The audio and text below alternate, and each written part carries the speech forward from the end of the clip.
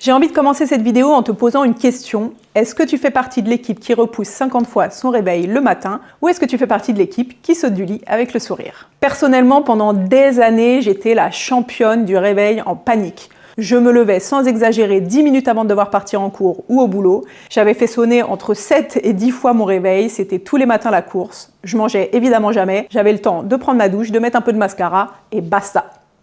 Par contre, au niveau du stress, malheureusement, j'étais déjà au max du max avant même d'avoir commencé ma journée. Et forcément, ça avait des répercussions sur tout le reste de ma journée. Aujourd'hui, mes matins ne ressemblent plus du tout à ça, et ce depuis très longtemps, et ma routine a totalement changé. Elle est même très complète avec de la respiration, de l'écriture, mais aujourd'hui, j'ai voulu la simplifier dans cette vidéo. Je vais te partager 6 piliers concrets qui m'ont permis de reprendre le contrôle sur mon corps et sur mon énergie dès le réveil et de vivre des matins plus sereins. On va parler de choses qui sont vraiment très simples, actionnables et qui vont vraiment changer ton niveau de forme dès demain matin. Alors la toute première règle d'or que j'ai envie de te partager dans cette vidéo, c'est peut-être la plus difficile, ne touche pas à ton téléphone portable.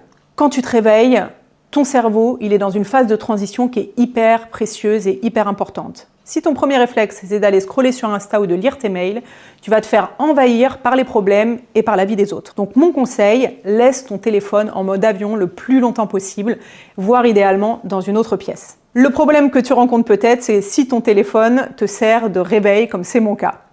Dans ces cas-là, je te conseille soit d'investir carrément dans un autre réveil, par pitié avec une sonnerie toute douce, pas les clichés des réveils à l'ancienne, avec peut-être des bruits de la nature ou ce genre de choses. Moi, le vibreur me suffit parce que j'ai un sommeil léger, mais c'est peut-être pas ton cas. En tout cas, une chose est sûre, ton cerveau mérite de commencer la journée avec ses propres pensées et pas avec le bruit du monde extérieur et une agression auditive. Essaye si tu peux de tenir 20-30 minutes sans écran et tu vas voir, ce sera déjà un grand pas en avant si c'est pas déjà une de tes habitudes. Alors autre chose, il n'y a rien de pire selon moi que de se réveiller de bonne humeur et que de se prendre une giclée de lumière dans les deux yeux en allumant la lumière, une grosse ampoule agressive dans les yeux ou de tirer les rideaux.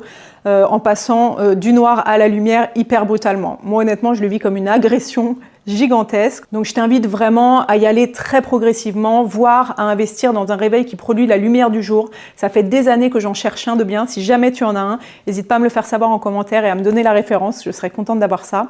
En tout cas, vraiment pour ce qui est de la lumière, vas-y progressivement.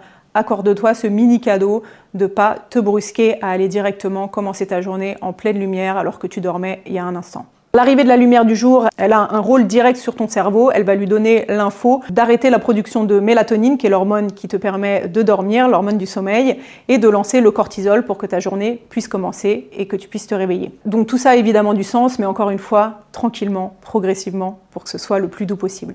Alors la troisième astuce, elle est hyper importante, ça va être de mettre ton corps en mouvement. Une fois debout, l'idée c'est pas d'aller faire un marathon, même si bien sûr, si tu es motivé et que tu aimes courir, vas-y à fond. Mais c'est vraiment de dire à ton système nerveux, ok, je suis réveillée, je suis vivante et j'ai envie de prendre soin de mon corps et de réveiller mes articulations en douceur. Donc ça peut être des salutations au soleil, ça peut être du yoga, des étirements doux. Le principal, c'est vraiment de faire ce qui t'appelle, ce qui fait sens pour toi, là où tu ressens des tensions dans ton corps. Fais bouger en douceur, respire dans ces tensions et prends quelques minutes juste pour bouger ton corps et te sentir mieux. Parce qu'en réalité, après 7 ou 8 heures d'immobilité, ton corps il est un peu rouillé. Surtout si, comme moi, tu approches dangereusement de la quarantaine. Mais même si tu es dans ta vingtaine ou dans ta trentaine, prends vraiment cette habitude dès maintenant de bouger ton cou, ton bassin, tes bras, tes épaules et tu vas sentir l'énergie monter beaucoup plus rapidement qu'avec une 3e tasse de café. Ok, alors pour ce 4e point, on va passer à un niveau un petit peu supérieur. C'est l'habitude qui a le plus changé ma résistance au stress et que j'adore, c'est de prendre tes douches froides. C'est vraiment l'habitude qui a le plus changé ma résistance au stress et que j'adore le plus. Alors je sais, ça peut faire peur, ça peut être challenging, mais s'il te plaît, reste avec moi, ne coupe pas cette vidéo tout de suite.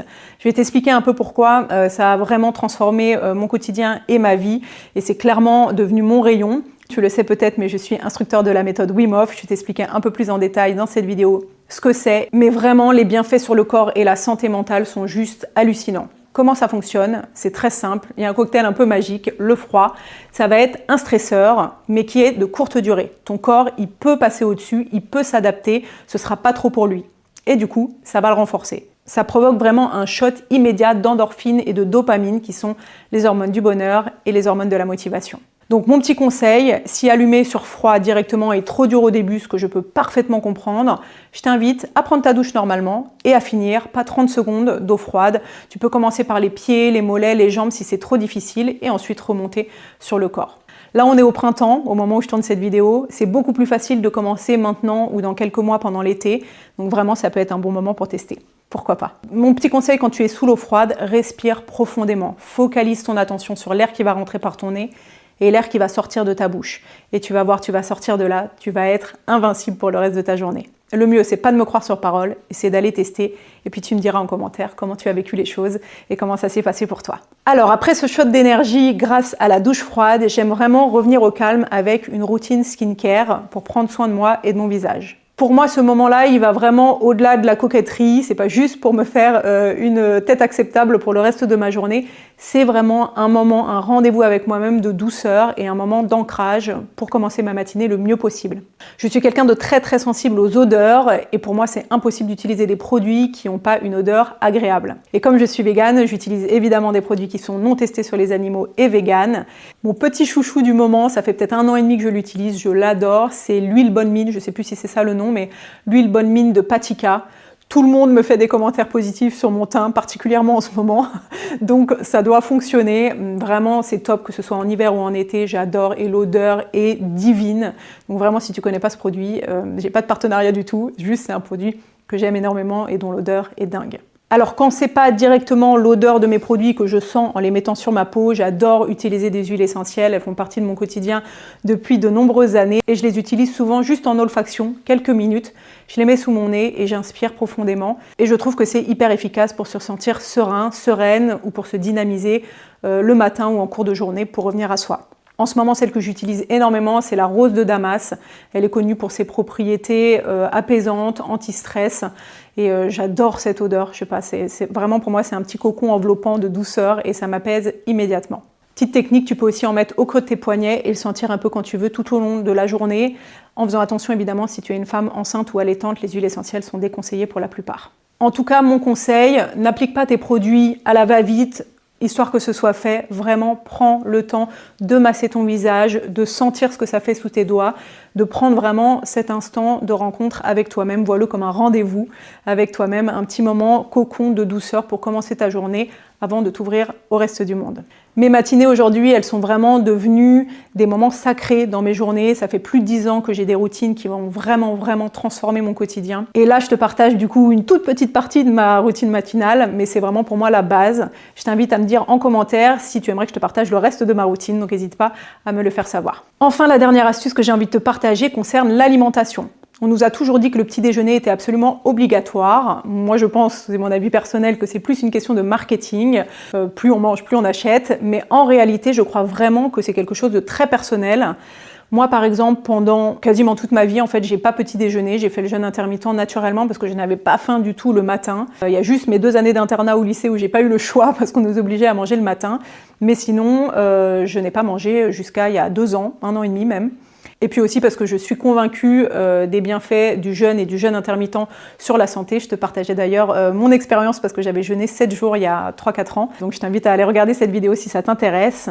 Mais en revanche, depuis 1 an et demi, j'ai faim le matin. Donc j'ai pris le parti de manger le matin. Et c'est vrai que ça change quand même mon énergie dans la journée. Je suis moins accaparée par ma faim vers 10-11 heures. J'essaye vraiment d'apprendre à mieux écouter mon corps et mes besoins. La majeure partie de ma vie, j'ai pas eu besoin de manger le matin. C'est vrai que maintenant, je ressens vraiment le besoin de manger le matin. Ça dépend de plein de choses. Chez les femmes, ça peut dépendre des hormones, du cycle, etc., de plein de choses. En tout cas, pour moi, c'est vraiment devenu une petite habitude. Là, depuis 1 an et demi, je mange, donc ça me fait très bizarre. Je t'invite à manger tes petits déjeuners le plus protéiné possible et salé, idéalement. En tout cas, moi, je ne mange que salé le matin et je suis vraiment incapable de manger sucré le matin. Je trouve que c'est très écœurant et en plus c'est meilleur de manger salé le matin pour la santé. Donc vraiment je t'invite à foncer vers tout ce qui est protéines et c'est vrai que j'ai une énergie qui est au top le matin. Moi je suis en plus végane donc je mange généralement simplement du tempeh, juste snacker à l'huile d'olive avec de l'avocat ou des poivrons, un petit légume avec, un yaourt de soja éventuellement et une boisson chaude. Et au moment où j'ai commencé à faire mes petits déjeuners salés, j'ai découvert la boisson Bonjour que tu as peut-être vu passer sur les réseaux sociaux, très probablement. Et j'ai décidé de tester il y a 1 an et demi et maintenant je ne jure plus que par cette boisson. Et je te conseille de boire le classique et avec du lait de coco. Alors le mieux c'est riz coco et le encore meilleur mais il est plus rare, c'est noix de cajou coco. Tu m'en diras des nouvelles si jamais tu testes. Donc à travers cette vidéo, c'est vraiment ce que j'ai envie de te transmettre. Pose-toi la question, est-ce que j'ai vraiment faim là et de quoi mon corps a besoin? En se rappelant que la digestion, elle demande une énergie absolument colossale à ton corps. Donc si tu n'as pas faim, autant garder cette énergie pour ton cerveau et pour d'autres choses. Alors voilà, c'était mes 6 piliers pour un réveil plein d'énergie. Et comme je te le disais au début de cette vidéo, ma routine, elle contient vraiment certaines pratiques qui ont révolutionné ma vie, mon quotidien et mon rapport à l'anxiété. Donc si jamais tu as envie d'en savoir plus, je t'invite vraiment à t'abonner et à me le faire savoir en commentaire. Très très belle journée et à bientôt.